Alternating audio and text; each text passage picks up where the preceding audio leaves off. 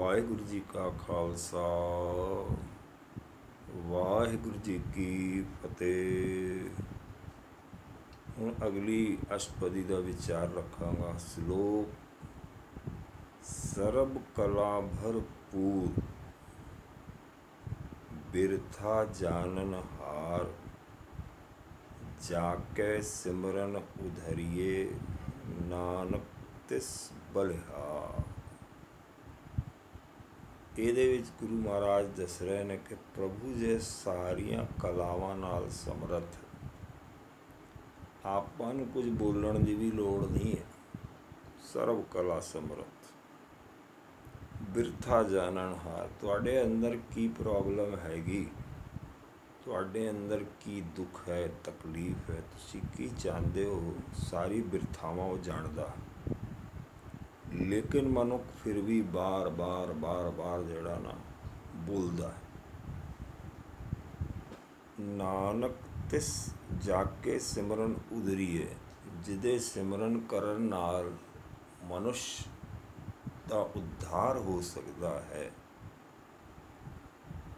ਨਾਨਕ ਤਿਸ ਬਲਿਹਾਰ, ਉਹਦੇ ਉੱਤੇ ਬਲਿਹਾਰਨੇ ਜਾਂਦੇ ਨੇ ਨਾਨਕ। ਅਰਥਾਤ ਪੰਚਮ ਪਾਤਸ਼ਾਹੀ ਅਸ਼ਟਪਦੀ। ਟੂਟੀ ਗਾਰਡਨ ਹਾਰ ਗੋਪਾਲ। ਗੱਠ ਜਿਹੜੀ ਸੀਗੀ ਪਰਮਾਤਮਾ ਨਾਲ, ਜਿਹੜੀ ਇੱਕ ਮਿੱਤਰਤਾ ਸੀਗੀ, ਉਹ ਖਤਮ ਹੋ ਗਈ, ਟੁੱਟ ਗਈ।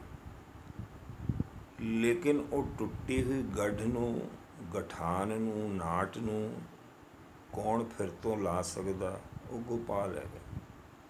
ਹੁਣ ਸਮਝ ਲਓ ਕਿ ਸਾਡੀ ਟੁੱਟੀ ਹੋਈ ਹੈ, ਐਕਚੁਅਲੀ ਟੁੱਟੀ ਹੋਈ ਹੈ, ਇਸ ਕਰਕੇ ਜਨਮ ਗੇੜਿਆਂ ਵਿੱਚ ਪਏ ਹੋਏ। ਜੋੜਨ ਵਾਲ ਕੌਣ ਹੈਗਾ? ਪਰਮਾਤਮਾ। ਕਿਸ ਤਰ੍ਹਾਂ ਜੋੜੇਗਾ? ਜਦ ਆਪਾਂ ਸਿਮਰਨ ਉਹਦਾ ਕਰਾਂਗੇ, ਆਪਣੇ ਆਪ ਜੁੜ ਜਾਏਗੀ। ਸਰਬ ਜੀਆਂ ਆਪੇ ਪ੍ਰਤਪਾਲ, ਸਾਰੇ ਜੀਵਾਂ ਦੇ ਉੱਤੇ ਉਹਦੀ ਪ੍ਰਤਪਾਲਨਾ ਕਰਦਾ ਹੈ, ਅਰਥਾਤ ਉਹਨਾਂ ਨੂੰ ਪਾਲਦਾ ਹੈ। ਸਰਬ ਕੀ ਚਿੰਤਾ ਜਿਸ ਮਨ ਮਾਹੇ। ਆਖਿਰ ਇੱਕ ਐਸਾ ਵੀ ਮਨ ਹੈ ਜਿਹਦੇ ਅੰਦਰ ਸਾਰਿਆਂ ਦੀ ਚਿੰਤਾ ਹੈ। ਇੱਕ ਕੌਨਸ਼ੀਅਸਨੈਸ ਜਾਂ ਸੁਪਰ ਕੌਨਸ਼ੀਅਸਨੈਸ ਐਸੀ ਵੀ ਹੈ ਜਿਹਦੇ ਵਿੱਚ ਸਾਰਿਆਂ ਦੀ ਚਿੰਤਾ ਦਰਜ ਪਈ। ਤਿਸ ਤੇ ਬਿਰਥਾ ਕੋਈ ਨਾਹੀਂ, ਉਹ ਸਾਰਿਆਂ ਨੂੰ ਜਾਣਦਾ, ਕੋਈ ਵੀ ਐਸਾ ਨਹੀਂ ਹੈ ਕਿ ਉਸ ਨੂੰ ਨਹੀਂ ਜਾਣਦਾ। ਰੇ ਮਨ ਮੇਰੇ ਸਦਾ ਹਰ ਜਾਪ, ਹੇ ਮੇਰੇ ਮਨ ਤੂੰ ਉਸ ਨੂੰ ਜਾਪ ਸਮਝ। ਇੱਥੇ ਹੁਣ ਜਪ ਨਹੀਂ ਹੈ, ਜਾਪ। ਮੈਨੂੰ ਜਾਪਦਾ ਹੈ ਕਿ ਚੋਰ ਆ ਰਹੇ ਨੇ, ਮੈਨੂੰ ਸਮਝ ਆਉਂਦਾ ਕਿ ਕੋਈ ਚੋਰ ਆ ਰਹੇ ਨੇ। ਹੁਣ ਗੁਰੂ ਸਾਹਿਬ ਇਹ ਦੱਸ ਰਹੇ ਕਿ ਭਾਈ ਤੂੰ ਉਸ ਨੂੰ ਜਾਪ ਸਮਝ। ਸਾਰਿਆਂ ਦੀ ਚਿੰਤਾ ਕਰਨ ਵਾਲਾ ਪਰਮਾਤਮਾ ਹੈ, ਤੂੰ ਉਸ ਨੂੰ ਸਮਝ। ਅਬਨਾਸੀ ਪ੍ਰਭ ਆਪੇ ਆ, ਉਹ ਕਦੇ ਵਿਨਾਸ਼ ਹੋਣ ਵਾਲਾ ਨਹੀਂ ਔਰ ਆਪਣੇ ਆਪ ਬਣਿਆ, ਉਸਨੂੰ ਕਿਸੇ ਨੇ ਨਹੀਂ ਬਣਾਇਆ। ਆਪਨ ਕੀਆ ਕਛੂ ਨਾ ਹੋਏ, ਅਸੀਂ ਕਿੰਨਾ ਵੀ ਕਰ ਲਈਏ ਸਾਡੇ ਕਰਿਆ ਕੁਛ ਨਹੀਂ ਹੋ ਸਕਦਾ। ਜੇ ਸੋ ਪ੍ਰਾਣੀ ਲੋਚੇ ਕੋਏ, ਕੋਈ ਪ੍ਰਾਣੀ ਦੇ ਮਨ ਵਿੱਚ ਇਹ ਗੱਲਾਂ ਲੋਚਦੀਆਂ ਨੇ, ਉਹਦੇ ਮਨ ਵਿੱਚ ਇਸ ਤਰ੍ਹਾਂ ਦੇ ਵਿਚਾਰ ਚੱਲਦੇ ਨੇ ਕਿ ਮੈਂ ਇਹ ਕੀਤਾ, ਮੈਂ ਉਹ ਬੇਕਾਰ ਦੇਗਾ। ਤਿਸ ਬਿਨ ਨਾਹੀਂ ਤੇਰੇ ਕਿਛ ਕਾਮ, ਤੇਰਾ ਇੱਕ ਵੀ ਕੰਮ ਨਹੀਂ ਹੋਣਾ ਉਸ ਪਰਮਾਤਮਾ ਤੋਂ ਬਗੈਰ। ਗਤ ਨਾਨਕ ਜਪ ਏਕ ਹਰਿ ਨਾਮ, ਜੇ ਤੈਨੂੰ ਗਤੀ ਕਰਨੀ ਹੈ ਇੱਕ ਹਰੀ ਦਾ ਨਾਮ ਜਪ। ਰੂਪਵੰਤ ਹੋਏ ਨਾਹੀਂ ਮੋਹੇ, ਜੇ ਕੋਈ ਰੂਪਵੰਤ ਹੈ, ਬਹੁਤ ਸੋਹਣਾ ਉਸਨੂੰ ਰੂਪ ਮਿਲਿਆ ਹੈ, ਤਾਂ ਵੀ ਉਸ ਦਾ ਦਿੱਤਾ ਹੋਇਆ ਰੂਪ ਹੈਗਾ, ਉਹ ਰੂਪ ਨਾਲ ਮੋਹਿਤ ਹੋਣ ਵਾਲਾ ਨਹੀਂ, ਅਟਰੈਕਟ ਨਹੀਂ ਹੋਣ ਵਾਲਾ। ਕਿਸੇ ਇਸਤਰੀ ਦੀ ਬਹੁ ਰੂਪੀ ਇਸਤਰੀ ਹੈ ਕੋਈ, ਉਸ ਦੇ ਰੂਪ ਦੇ ਚਲਦੇ ਉਹ ਪਰਮਾਤਮਾ ਮੋਹਿਤ ਨਹੀਂ ਹੋ ਸਕਦਾ, ਕਿਉਂਕਿ ਬਣਾਉਣ ਵਾਲਾ ਹੀ ਉਹੀ ਹੈਗਾ। ਪ੍ਰਭ ਕੀ ਜੋਤ ਸਗਲ ਘਟ ਸੋਹੇ, ਪ੍ਰਭੂ ਦੀ ਜੋਤ ਜਿਹੜੀ ਹੈ ਸਾਰਿਆਂ ਵਿੱਚ ਸ਼ੁਭਾਇਮਾਨ ਹੈ, ਕਿਉਂਕਿ ਉਹ ਖੂਬਸੂਰਤ ਵਸਤੂ ਉਸੇ ਨੇ ਬਣਾਈ ਹੈ। ਉਹਦੀ ਹੀ ਜੋਤ ਉਸ ਖੂਬਸੂਰਤ ਵਿਅਕਤੀ ਜਾਂ ਜਾਨਵਰ, ਹਿਰਣ, ਇਹ ਆਪਣੇ ਕੀ ਨਾਮ ਖਰਗੋਸ਼, ਮੋਰ ਅਤੀ ਸੁੰਦਰ ਹੈ, ਸਾਡਾ ਮਨ ਲੁਭ ਜਾਂਦਾ ਹੈ। ਲੇਕਿਨ ਜਿਸਨੇ ਬਣਾਏ ਨੇ ਇਤਨੀ ਡੈਕੋਰੇਟਡ ਮੋਰ ਬਣਾਉਂਦਾ ਹੈ, ਹਿਰਣ ਬਣਾਉਂਦਾ ਹੈ, ਹੋਰ ਅਨੇਕਾਂ ਜੀਵ ਜੰਤੂ ਬਣਦੇ ਨੇ, ਬਣਾਉਂਦਾ ਹੈ। ਉਹ ਬਣਾਉਣ ਵਾਲਾ ਉਹੀ ਹੈ, ਅਤੇ ਫਿਰ ਇਹ ਰੂਪ ਉਸ ਨੂੰ ਮੋਹ ਨਹੀਂ ਸਕਦੇ।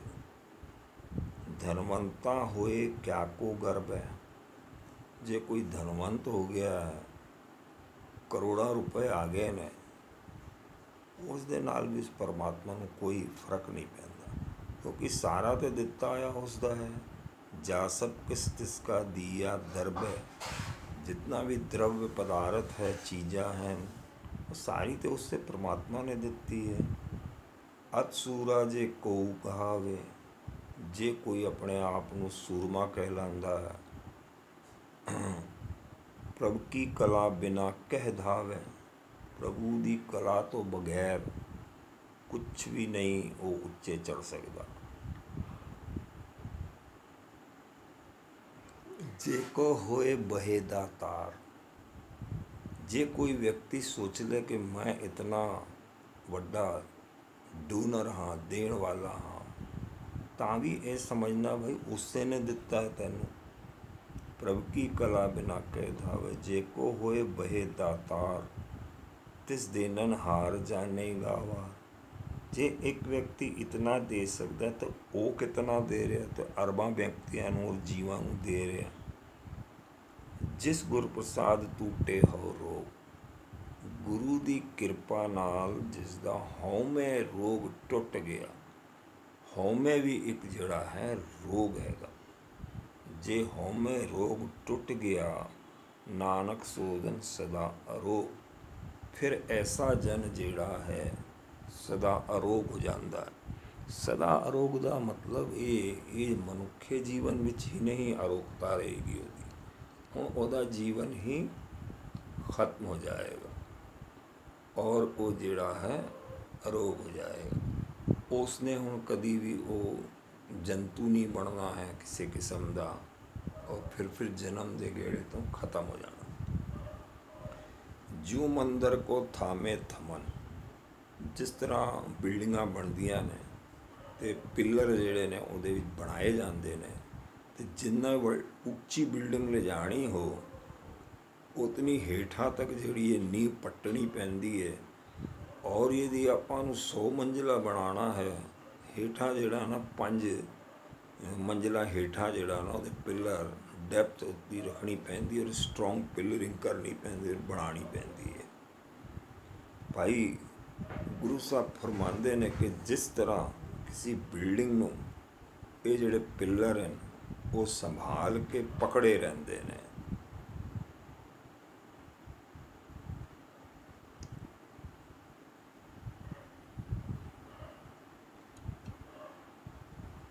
ਜਿਉ ਮੰਦਰ ਕੋ ਥਾਮੇ ਥਮਨ, ਤਿਉ ਗੁਰ ਕਾ ਸ਼ਬਦ ਮਨਹਿ ਅਸਥਮਨ। ਜਿਸ ਤਰ੍ਹਾਂ ਕਿਸੇ ਵੀ ਬਿਲਡਿੰਗ ਨੂੰ ਸਹਾਰਨ ਵਾਸਤੇ ਪਿੱਲਰ ਰਹਿੰਦੇ ਨੇ, ਉਸੇ ਤਰ੍ਹਾਂ ਮਨ ਨੂੰ ਸੰਭਾਲਣ ਵਾਸਤੇ ਜਿਹੜਾ ਹੈ ਗੁਰੂ ਦਾ ਸ਼ਬਦ ਰਹਿੰਦਾ ਹੈ। ਜੇ ਤੁਸੀਂ ਗੁਰੂ ਦੇ ਸ਼ਬਦ ਦਾ ਜਾਪ ਜਪਦੇ ਰਹੋਗੇ, ਮਨ ਜਿਹੜਾ ਸਟੇਬਲ ਹੋ ਜਾਏਗਾ। ਜਿਸ ਤਰ੍ਹਾਂ ਬਿਲਡਿੰਗ ਨੂੰ ਸੰਭਾਲ ਕੇ ਪਿੱਲਰ ਰੱਖਦੇ ਨੇ, ਅਤੇ ਇੱਥੇ ਮਨ ਦਾ ਪਿੱਲਰ ਕੀ ਹੈ? ਮਨ ਦਾ ਪਿੱਲਰ ਹੈ ਨਾਮ, ਸ਼ਬਦ, ਗੁਰ ਕਾ ਸ਼ਬਦ। ਮਨੈ ਅਸਥਮਨ, ਜਿਉ ਪਖਾਣ ਨਾਉ ਚੜ ਤਰੇ।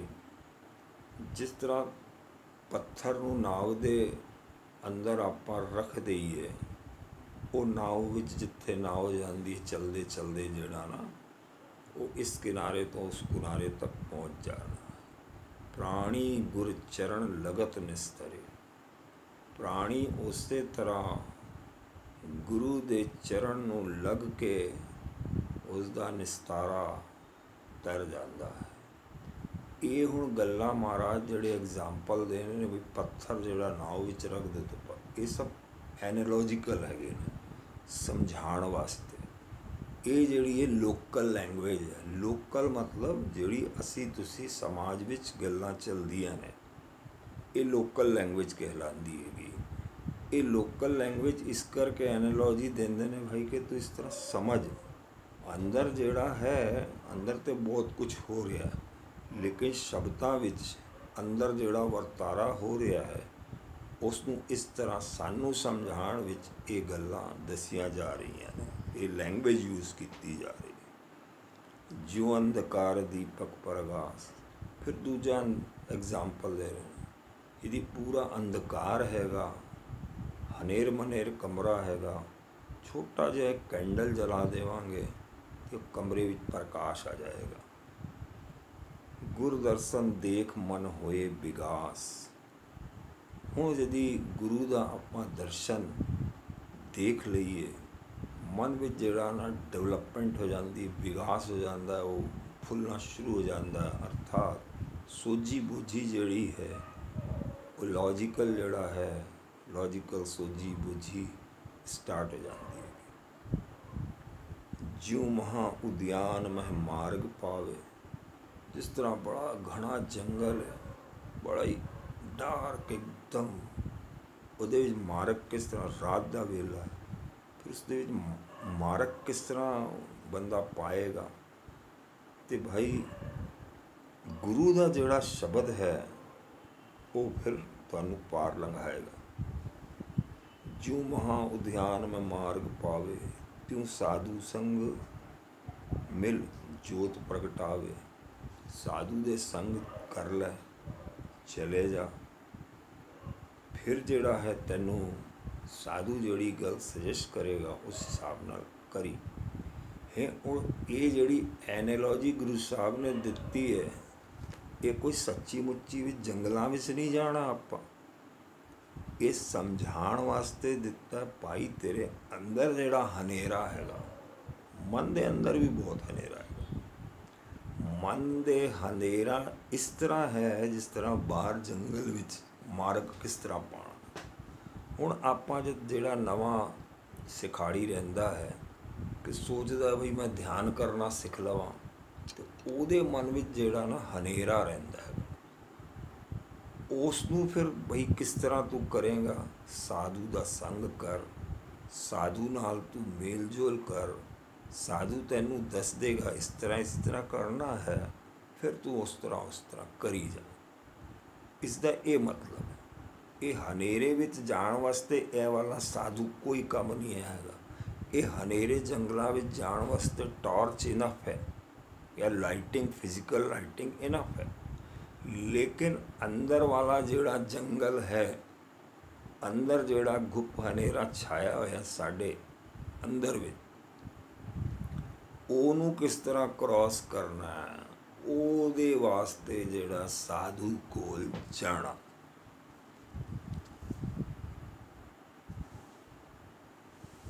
ਸਾਧੂ ਦੇ ਸੰਗ ਜਾ ਕੇ ਜੋਤ ਨੂੰ ਪ੍ਰਗਟਾਵਾ ਕਰ। ਤਿੰਨ ਸੰਤਨ ਕੀ ਬਾਛੋ ਧੂਰ, ਨਾਨਕ ਕੀ ਹਰ ਲੋਚਾ ਪੂਰ। ਹੁਣ ਇੱਥੇ ਮੈਂ ਇੱਕ ਗੱਲ ਸਾਰੀ ਸੰਗਤਾਂ ਨੂੰ ਦੱਸ ਦੇਣਾ ਚਾਹੁੰਦਾ ਕਿ ਅੰਦਰ ਜਿਹੜਾ ਹਨੇਰਾ ਹੈਗਾ, ਫਿਰ ਤੁਸੀਂ ਸਾਧੂ ਕੋਲ ਜਾਓਗੇ, ਸਾਧੂ ਕੀ ਦੱਸੇਗਾ ਤੁਹਾਨੂੰ? ਸਾਧੂ ਇੱਕ ਗੱਲ ਦੱਸ ਦੇਗਾ ਕਿ ਭਾਈ ਤੇਰੇ ਮਾਈਂਡ ਦੇ ਦੋ ਪੋਰਸ਼ਨ ਹੈ, ਇੱਕ ਹੈਗਾ ਚਾਲੂ ਔਰ ਇੱਕ ਹੈਗਾ ਉਸਨੂੰ ਕੌਨਸ਼ੀਅਸ ਆਖਦੇ ਨੇ, ਕੌਨਸ਼ੀਅਸ ਮਾਈਂਡ, ਇੱਕ ਹੈ ਸਬਕੌਨਸ਼ੀਅਸ ਮਾਈਂਡ। ਸਬਕੌਨਸ਼ੀਅਸ ਮਾਈਂਡ ਵਿੱਚ ਹਨੇਰਾ ਜ਼ਿਆਦਾ ਹੈ ਔਰ ਇਹ ਵਾਲਾ ਜਿਹੜਾ ਮਾਈਂਡ ਹੈ ਇਹਦੇ ਵਿੱਚ ਜਿਹੜਾ ਹੈ ਲਾਈਟ ਹੈਗੀ। ਜਦ ਤੂੰ ਉਸ ਪਾਸੇ ਜਾਏਗਾ ਹਨੇਰੇ ਵਾਲੇ ਪਾਸੇ, ਤੇ ਸਾਧੂ ਤੈਨੂੰ ਦੱਸ ਦੇਗਾ ਕਿ ਕਿਸ ਤਰ੍ਹਾਂ ਤੈਨੂੰ ਲਾਈਟ ਪ੍ਰਗਟ ਕਰਨੀ ਹੈ ਹਨੇਰੇ ਵਿੱਚ। ਅੰਦਰ ਹਨੇਰਾ ਹੈ, ਲੇਕਿਨ ਸਾਡੀ ਲਾਈਟ ਕਿਹੜੀ ਹੈ? ਸਾਡੀ ਜਿਹੜੀ ਵਿਟਨੈਸਿੰਗ ਪਾਵਰ ਹੈ ਉਹ ਸਾਡੀ ਲਾਈਟ ਹੈ।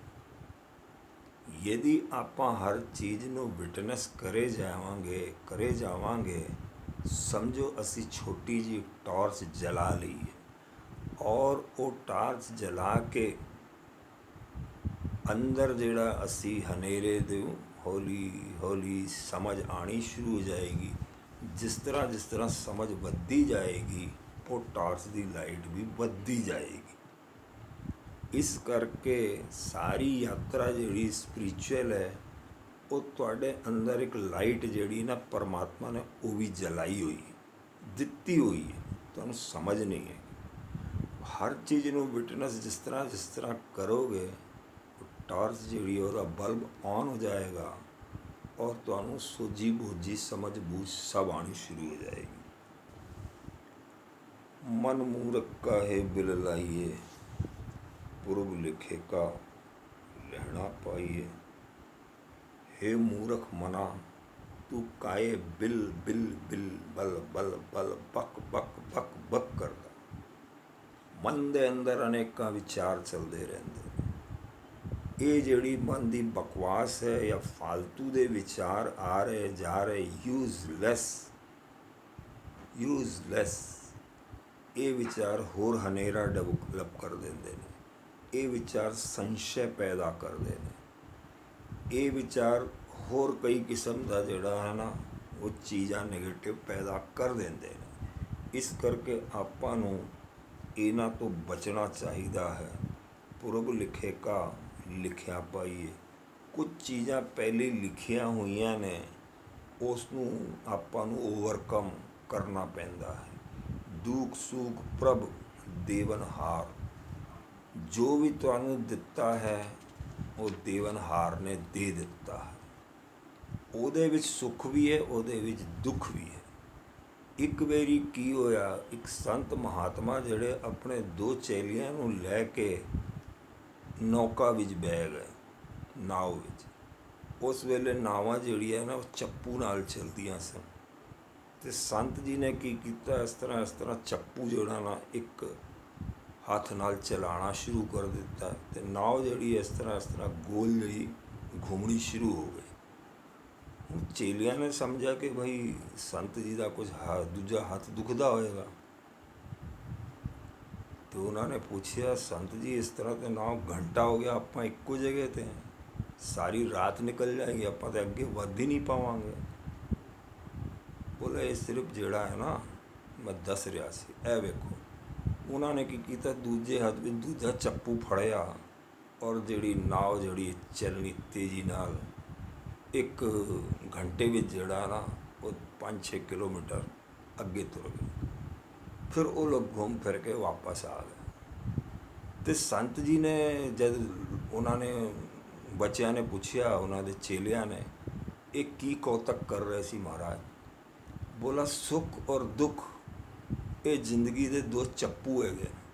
ਜੇ ਆਪਾਂ ਇੱਕੋ ਚੱਪੂ ਚਲਾਵਾਂਗੇ, ਸੁੱਖ ਹੀ ਸੁੱਖ ਤੋਂ ਨਾਵ ਜਿਹੜੀ ਅੱਗੇ ਕਦੀ ਨਹੀਂ ਵਧੇਗੀ। ਜੇ ਆਪਾਂ ਦੋਨੋਂ ਚੱਪੂ ਚਲਾਵਾਂਗੇ, ਸੁੱਖ ਔਰ ਦੁੱਖ ਦਾ, ਤਾਂ ਨਾਵ ਜਿਹੜੀ ਅੱਗੇ ਵਧੇਗੀ। ਹੁਣ ਆਪਾਂ ਪ੍ਰੈਕਟੀਕਲ ਲਾਈਫ ਵਿੱਚ ਵੀ ਦੇਖ ਲਓ, ਸੁੱਖ ਵੀ ਆਏਗਾ, ਦੁੱਖ ਵੀ ਆਏਗਾ, ਸੁੱਖ ਵੀ ਆਏਗਾ, ਦੁੱਖ ਵੀ ਆਏਗਾ। ਇਹ ਦੋਵੇਂ ਚੱਪੂ ਜਿਹੜੇ ਨੇ ਚੱਲਦੇ ਰਹਿਣਗੇ, ਤਾਂ ਫਿਰ ਨਾਵ ਜਿਹੜੀ ਜ਼ਿੰਦਗੀ ਦੀ ਉਹ ਚਲੇਗੀ। ਇਹ ਕਹਾਣੀ ਜਿਹੜੀ, ਇਹ ਕਹਾਣੀ ਨਾ ਸਮਝੋ, ਇਸਨੂੰ ਗਿਆਨ ਸਮਝੋ ਕਿ ਭਾਈ ਸੁੱਖ ਦੁੱਖ ਇਹ ਆਉਣਗੇ ਹੀ ਆਉਣਗੇ। ਇਹ 2 ਚੱਪੂ ਹੈਗੇ ਨਾਵ ਦੇ। ਆਪਾਂ ਦੋਵਾਂ ਚੱਪੂ ਚਲਾਵਾਂਗੇ ਤਾਂ ਨਾਵ ਚੱਲਦੀ ਰਹੇਗੀ।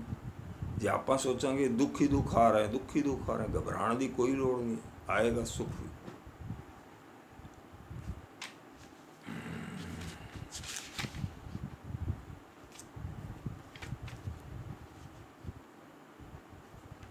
ਔਰ ਜਿਹੜਾ ਸੁੱਖ ਦੁੱਖ ਜਿਹੜਾ ਹੈ ਪ੍ਰਭੂ ਦੇਣ ਵਾਲਾ ਹੈ, ਮਨੁੱਖ ਦੇ ਹੱਥ ਵਿੱਚ ਕੁਛ ਨਹੀਂ ਹੈ।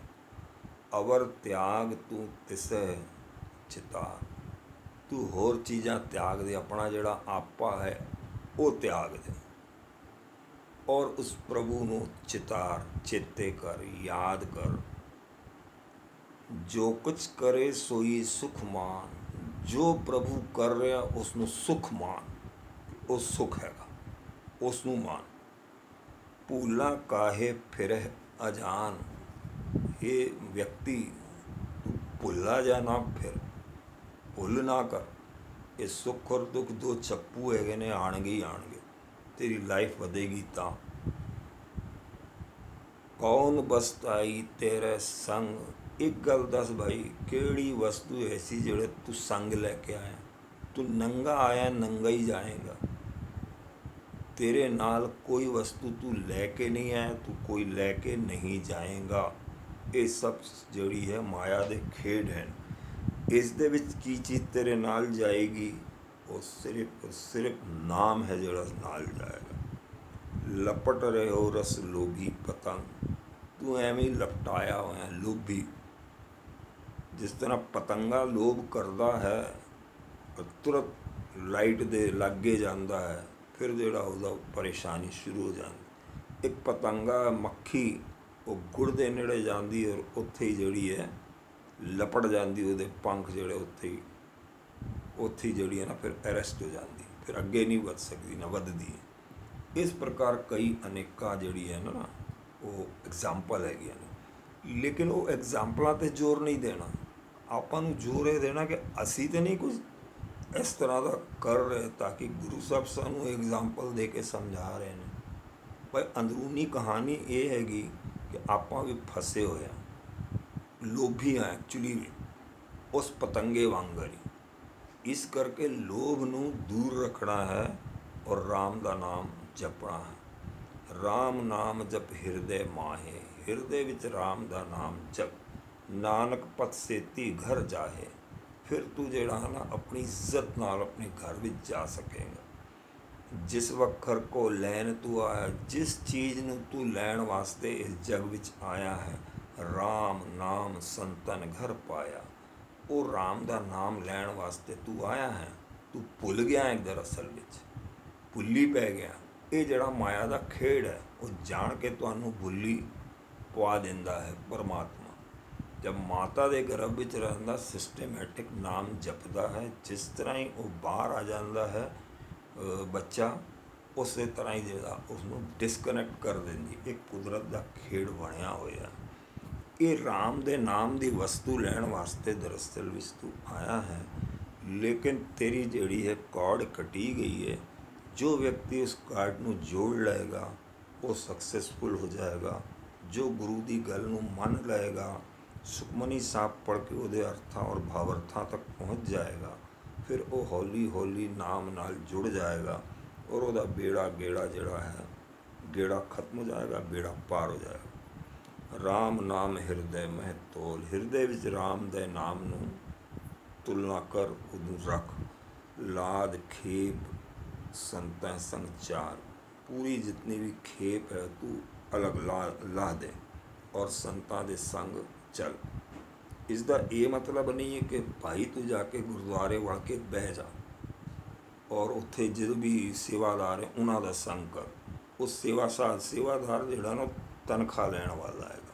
ਕੋਈ ਜ਼ਰੂਰੀ ਨਹੀਂ ਹੈ ਕਿ ਸੁੰਦਰ ਕੱਪੜੇ ਔਰ ਉਸ ਤਰ੍ਹਾਂ ਦੇ ਕੱਪੜੇ, ਟ੍ਰੈਡੀਸ਼ਨਲ ਡਰੈਸ ਪਾਈ ਹੋਈ ਹੈ ਅਤੇ ਉਹ ਤੈਨੂੰ ਤਾਰ ਲਏਗਾ।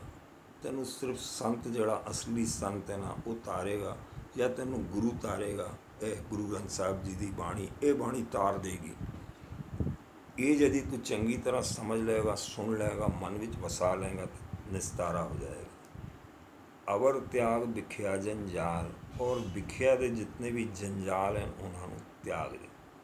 ਧਨ ਧਨ ਕਹੇ ਸਭ ਕੋਏ। ਸਭ ਆਖਦੇ ਨੇ ਭਾਈ ਧਨ ਹੈ ਉਹ ਪਰਮਾਤਮਾ, ਧਨ ਹੈ ਉਹ ਚੀਜ਼।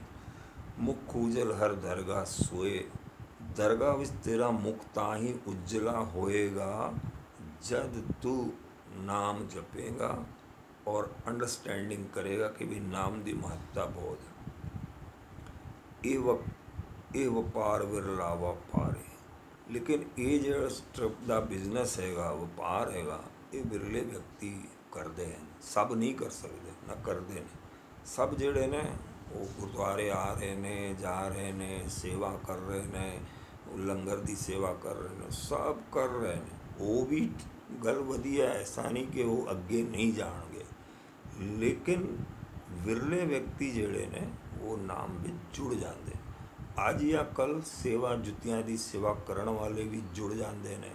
ਫਿਰ ਹੌਲੀ ਹੌਲੀ ਜਿਹੜੇ ਨਾਮ ਵਿੱਚ ਜੁੜ ਕੇ ਜੁੱਤੀਆਂ ਦੀ ਵੀ ਸੇਵਾ ਕਰ ਰਹੇ ਨੇ, ਤਾਂ ਉਹ ਜ਼ਿਆਦਾ ਪਰਉਪਕਾਰ ਦਾ ਕੰਮ ਹੋ ਰਿਹਾ। ਕੋਈ ਸੇਵਾ ਕਰ, ਜਿਸ ਤਰ੍ਹਾਂ ਦੀ ਉਹ ਕਰਾਂਦਾ ਮਨੁੱਖ ਕਰਦਾ ਰਹਿੰਦਾ।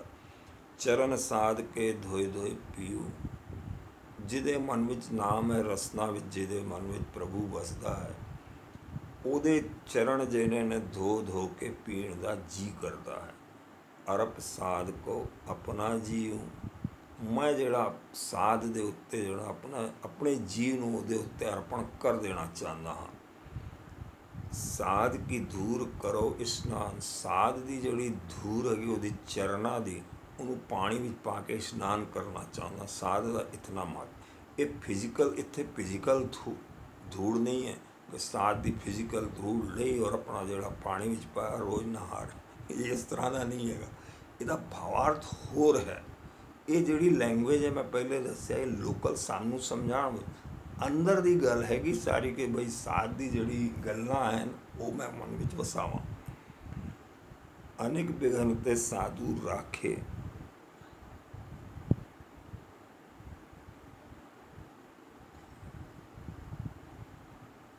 ਸਾਧ ਉੱਪਰ ਜਾਈਏ ਕੁਰਬਾਨ, ਸਾਧ ਦੇ ਉੱਪਰ ਜਿਹੜਾ ਹੈ ਕੁਰਬਾਨੇ ਚਲਾ ਜਾਂਦਾ। ਸਾਧ ਸੰਗ ਹਰ ਕੀਰਤਨ ਗਾਈਏ, ਜੇ ਹਰੀ ਦਾ ਕੀਰਤਨ ਦਾ ਗਾਇਨ ਕਰਨਾ ਹੈ ਤੇ ਸਾਧ ਦੇ ਸੰਗ ਕਰ ਲੈ, ਸਾਧ ਦੀ ਐਡਵਾਈਸ ਲੈ ਲੈ।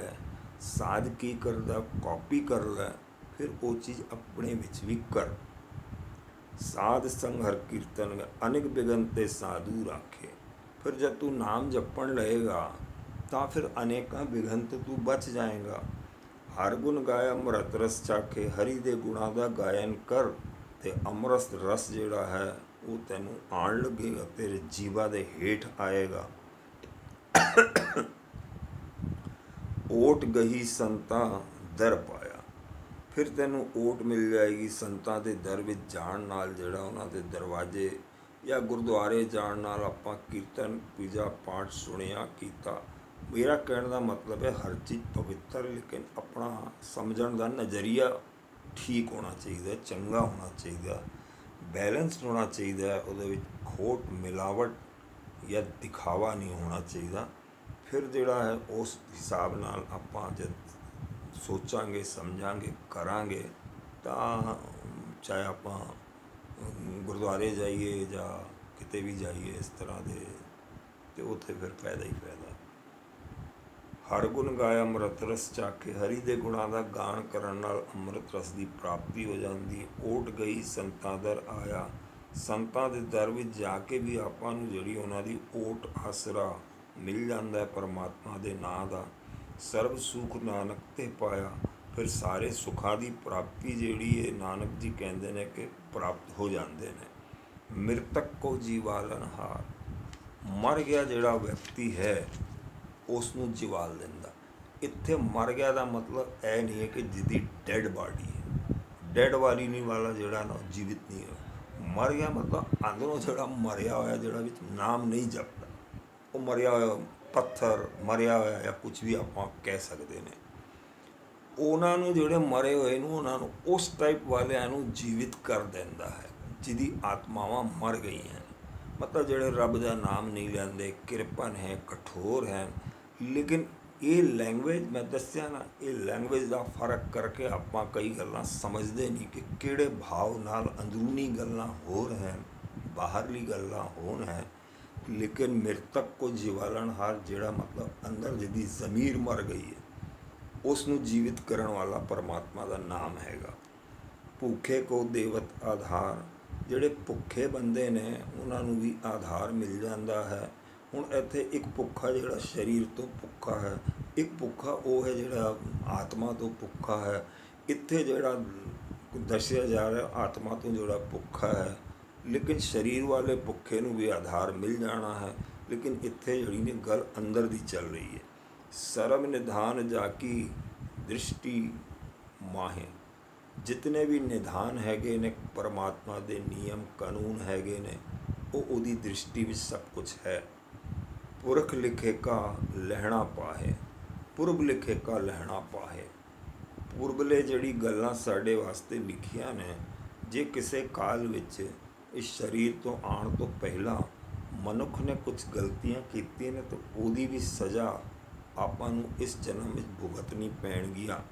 ਲੇਕਿਨ ਜੇ ਹਰੀ ਕਾ ਨਾਮ ਲਏਗਾ ਤਾਂ ਫਿਰ ਉਹ ਜਿਹੜੀ ਹੈ ਕਿਰਪਾ ਹੋਣ ਨਾਲ ਖਤਮ ਹੋ ਜਾਂਦੀਆਂ ਨੇ।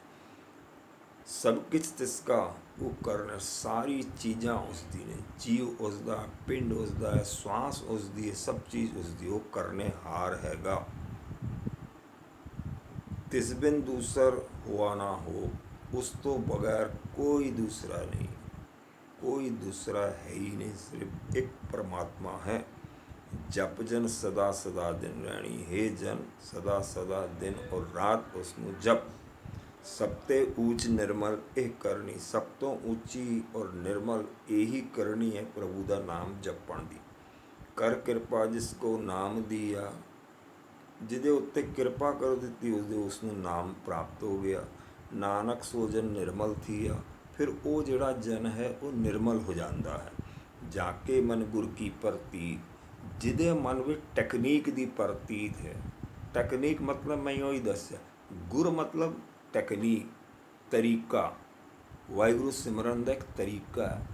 ਉਹ ਤਰੀਕੇ ਦੀ ਜਿਸ ਦੇ ਮਨ ਵਿੱਚ ਪ੍ਰਤੀਤ ਹੈਗੀ, ਪਿਆਰ ਹੈਗਾ, ਉਹਦੀ ਗੱਲ ਲਿਖਦੇ ਨੇ ਗੁਰੂ ਸਾਹਿਬ। ਸੱਚੀ ਟੈਕਨੀਕ, ਸਤਿਗੁਰ ਪ੍ਰਸਾਦ, ਇੱਕ ਓਂਕਾਰ ਸਤਿਗੁਰ ਪ੍ਰਸਾਦ। ਟੈਕਨੀਕ, ਇੱਥੇ ਵੀ ਟੈਕਨੀਕ ਹੈ, ਗੁਰ ਪ੍ਰਤੀਤ। ਸੱਚੇ ਗੁਰੂ ਦੀ ਜਿਹਦੇ ਟੈਕਨੀਕ ਦੀ ਜਿਸਨੇ ਪਰਵਾਹ ਕੀਤੀ ਹੈ, ਪਿਆਰ ਕੀਤਾ ਹੈ ਸੱਚੀ ਟੈਕਨੀਕ ਨਾਲ, ਤਾਂ ਫਿਰ ਜਿਹੜਾ ਹੈ ਉਹਦਾ ਜੀਵਨ ਸੁਧਰ ਗਿਆ।